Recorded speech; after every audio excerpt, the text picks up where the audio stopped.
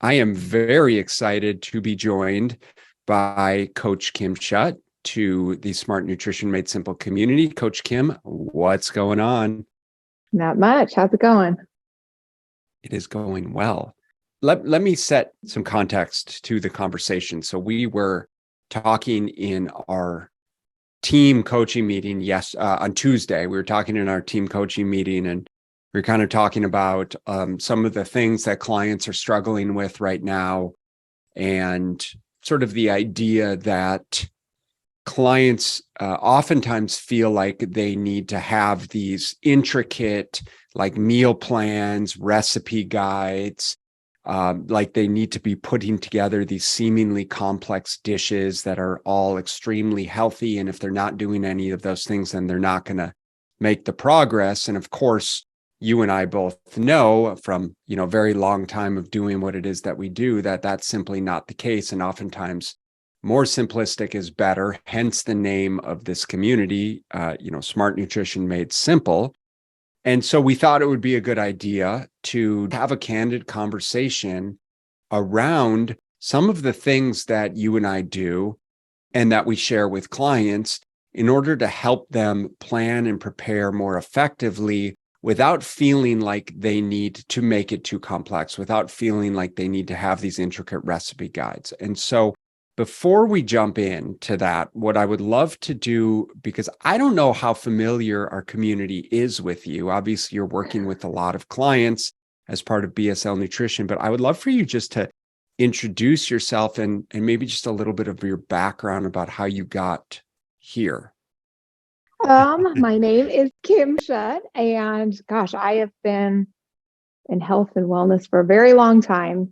PE teacher and health teacher for 11 years. I've been a volleyball coach, trainer. I've done all the things. So a collegiate athlete. I was just going to say that, former collegiate athlete, Cal Poly.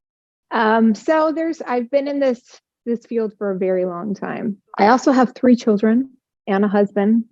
So very busy. You are our clientele. We are our clientele. Like, I think we're spitting examples of sort of the busy working professional with, kids and active lifestyles. And so we're by no means in situations where we're doing anything that's not unreasonable for anyone else to do. Despite the fact that we've been doing this for a long time, it doesn't mean that we do anything different, nor that you necessarily need to do anything different. I'm curious, and still, like, before we get into this, what got you into this space?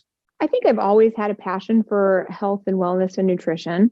My oldest, as you know, had a lot of severe food allergies that spiraled me into meeting with nutritionists and registered dietitians. And we were going from doctor to doctor to figure out what was going on with him. I was nursing at the time, realized how much better I felt when I was eating healthier foods and not fast foods. So it just really created this new adventure for us. Fast forward 15 years and we're still doing it. Yeah, our family's benefited from it tremendously. You have a very unique understanding of what our clientele go through in terms of really having to take a hard look at their existing behaviors and lifestyle and really making considerable and concerted change into acknowledging and creating more awareness around, are these foods serving me? Are they not? And similar to me, my own health journey is you had to really dig into, like, what are we doing right now? And how do we need to change things to make sure that I'm supporting the health of my son and my family moving forward? And it seems like that has kind of spurred, your trajectory in health and wellness to being the fantastic coach that you are today. Well, thank you. When we say you are your true health detective or your nutrition detective, we fully understand what that means because we've experienced things ourselves. And I didn't say, but I did have gestational diabetes with my 3rd child. So that was a whole nother eye-opening experience. Yeah. And so now you are even more qualified to not only talk to food sensitivities and but to blood sugar regulation. And I know you're just geeking out on thyroid dysfunction. And so it's awesome because, you are someone who loves to learn, which is part of why you're part of our BSL communities, because all of you who are within our community, how much emphasis we place on continuing education, on making sure that we're leveraging cutting edge principles of nutrition and fitness and lifestyle and supplementation. And that's been certainly my background for my entire career. So anyways, let's get into the meat of this stuff. No pun intended, let's talk simple meal planning strategies. And like I said, I think a lot of people approach this idea of like preparation and meal prep. And like we have this idea, especially when we look through social media, Kim, around if I don't prepare every single dish for an entire week and like envision, needing to have the glass containers or plastic containers all lined up and have all of your meals for the week, then I'm not like doing justice to the meal prep process. So let's kind of talk about maybe the way that you approach meal planning and ways where we can really help our clients make it extremely simple. So for reference, I have done the meals where I did the trays, I did all of the things, and shortly realized I did not have enough time in my weekend to do that every single weekend. So some of the strategies I currently implement and have for a long time, and I advise my clients on, is planning proteins and pre-cooking bulk amounts of proteins. I mean, I have a 15-year-old boy who eats probably more than I do and my husband do. So when we cook, and I do eat a lot, I'm not a small girl. So we definitely do, I'm talking like 6 pounds of chicken thighs, like 7 pounds of chicken thighs on Sunday night. Last night we cooked a huge tri-tip and 2 pounds of chicken thighs, and we have nothing left for today after we had our prep meal. So we do bulk prep protein, and I tend to bulk prep vegetables too. And then we use those through a variety of ways throughout the week. We tend to do another bulk prepping day on Wednesday or Thursday because, like I said, that meat just does not last very long. So the simpler, the better. Carbohydrates, we kind of pick and choose. We like the Kinder garlic seasoning. It's neutral. It goes with every meal from Asian dishes to a chicken wrap. So that's one of the seasonings that we like to use, because when I'm cooking chicken thighs, sometimes I do a stir fry with them. Sometimes I'm doing wraps. Sometimes we're doing barbecue chicken sandwiches. We use what we've cooked on Sunday to last at least for a few days in our house because we don't have time to cook every single night. So you're pre-preparing a bunch of protein and probably cooking it in a bunch of different ways. So grilling it or baking it or sauteing it or whatever. And you use just some basic seasonings with it and then cooking some vegetables on the side. And then you'll kind of combine things as you see fit throughout the week. Yes, absolutely. And what I'll say is we're not dissimilar to that. Is we will oftentimes, probably every couple of nights, we'll cook up a specific protein, or I will cook a couple of them up on the weekend, whether it's 5 or 6 pounds of chicken breast and, do like 3 or 4 pounds of ground beef. And then we have it in containers, and I'll just typically season it similar as I'll use like, whether it's like the ground beef could be the Kinder's taco seasoning or just salt and pepper for the chicken or whatever, basic seasonings. And then we'll typically kind of combine it with, just depending on what's going on with our time for that given day. And so we know we've got the protein in the fridge. It just becomes a matter of, are we going to use the Trader Joe's frozen rice? Are we going to just make a crock pot or an Instapot rice? Are we going to do baked potatoes or roasted potatoes? And then we also will do usually like pre-prepared, whether it's like the Madras lentils that you can get at Costco. I don't know if you guys have had those, but it's basically a kind of a bag of almost like a lentil stew that you can mix with beef, that you can mix with chicken, that's high in fiber, that's super nutrient dense. Sometimes we'll do like the pre-prepared Kevin's meals. Now, those obviously already have the protein in them, but they're very easy to make quickly.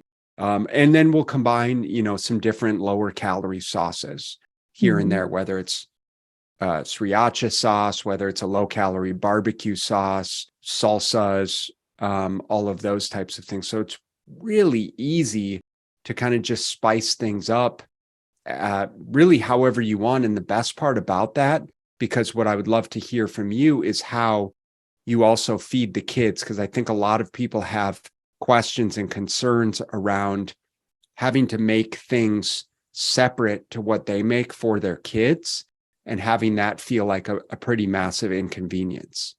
Yeah, I didn't actually speak to the carbohydrate intake. I mean, when we do carbs, I'll bulk cook rice, or we kind of do the similar things like you do. We do the quinoa and rice that you can heat up in 90 seconds in the microwave. The seeds of change, I think it is. And it kind of changes every night. That's why I don't tend to bulk cook too much of the carbohydrates. As for the kids, we adopted this from early on, that our kids eat what we eat, just by the nature of Brody's food allergies. We have been gluten-free, so he's recently gluten-free. So we've kind of adopted this gluten-free in our house, which has been a change for us for a while. So we tend to cook things that they enjoy. We don't not have hamburgers in our house. We eat hamburgers and we eat French fries, but we make our own sweet potato French fries and we cook them in our air fryer. Honestly, our kids don't eat anything different than we do. I don't make separate meals for them. Even our 3-year-old, he will eat everything that we eat, but I feel like we eat normal foods. No, we're not going out and eating, get Pizza Hut pizza all the time, but we'll make pizza at home and we'll just make it how everybody likes it. And they eat the same stuff we do. So do ours. And I think that if there was something that I would encourage people to do is to just feed your children, assuming you're making healthier decisions. Like, listen, you're going to lead by example, and they're going to do what you do invariably. And so if you're the one that puts the food on the table, then why don't you just set the precedent of that they're going to eat what you eat? Now, I say that with the caveat that I do find myself with full transparency in situations where sometimes I will make different things for the kids, but I'll still leverage the same staples that we just talked about. So it wouldn't be unreasonable for us to have, a taco night, and Christine and I will have ground beef over brown rice and use, some salsas or sour cream or something like that. But then I'll make, Caleb might just eat just the ground beef, and then maybe I'll make Ava a quesadilla with the ground beef in it. So we're still leveraging the same stuff. By that same token, is there's nights where we'll just have just protein and vegetables, and the kids will want to add a pasta, to it. We can still use the same protein sources, and then they can choose to have the ground beef with the pasta sauce and noodles, or just the noodles, whatever. So I think that the beautiful thing about having some of those staples is there's a lot of different combinations that you can make, and we're not relegated to just following like one specific recipe that, in my opinion, can really be a pain in the butt in the grand scheme of things, because you're just making one thing and then you're relegated to that, and there's not much flexibility. And for the kids, I think it's important to have a little bit of flexibility, maybe to meet them where they are, and also so that you have more options moving forward.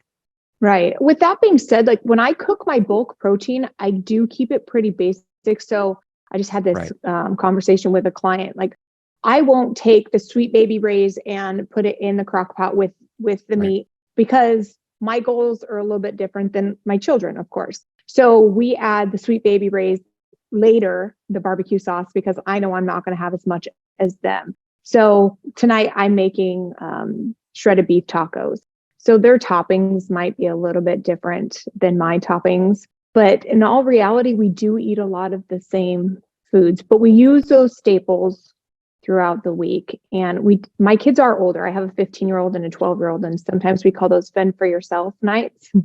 Totally. And We do that in our house. Like, fend for yourself. You know what you can do, figure it Yep. out. And they do. And the older kids will make tacos or whatever out of what we already have prepped. And then our 3-year-old will make him something different. So I'm not saying that we don't ever make separate meals, but typically we eat the same stuff. What you said there is that you do eat a lot of the same meals, the same foods. And what I would encourage people with is be okay, like eating the same stuff over and over again, especially if weight loss is your goal.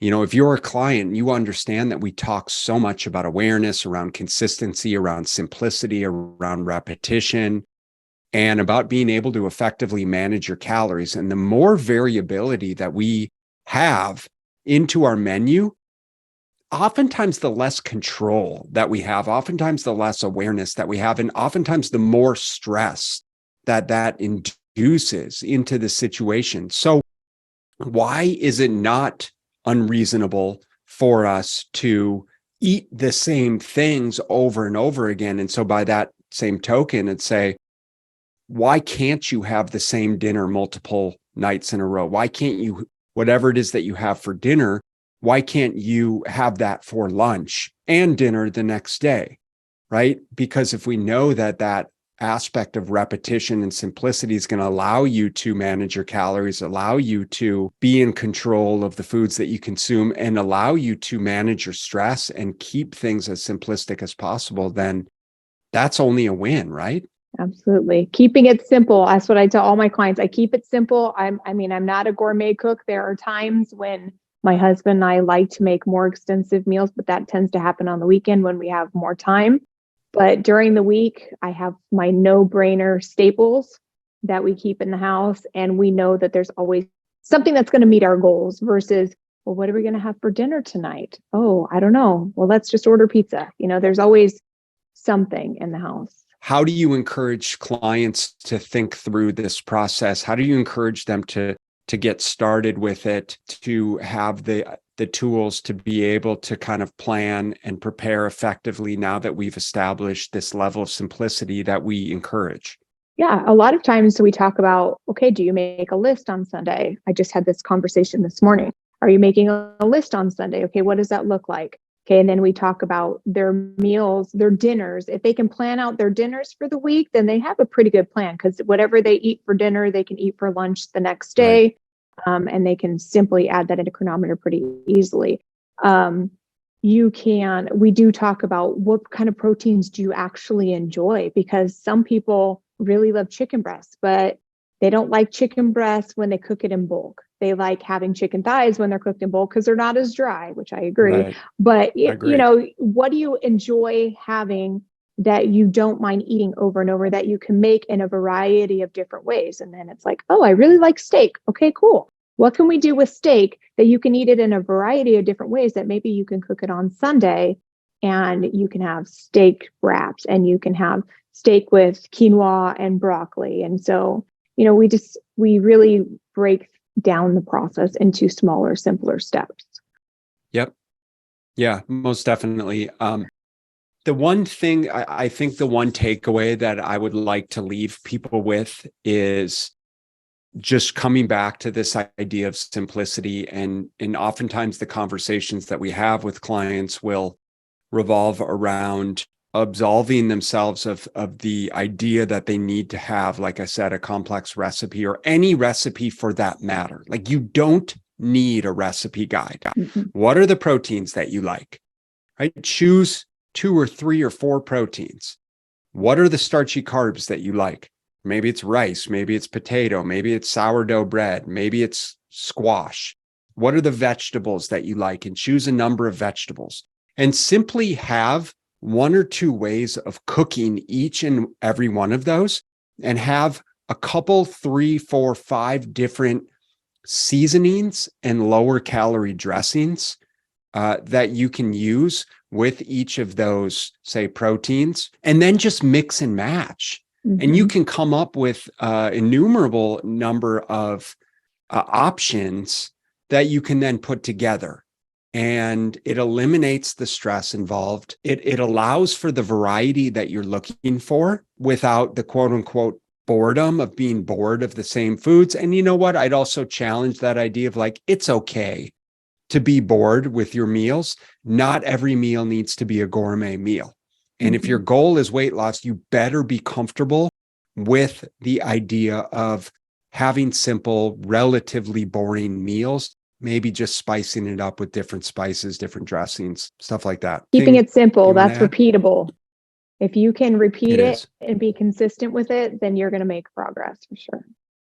So start slow, choose a couple different options that you know you can 100% commit to, that you enjoy, that you can put on autopilot, and you can start to get more fancy from there as you get more comfortable with the process. So we'll leave it at that. Coach Kim, thank you for your time. We appreciate you. We love you.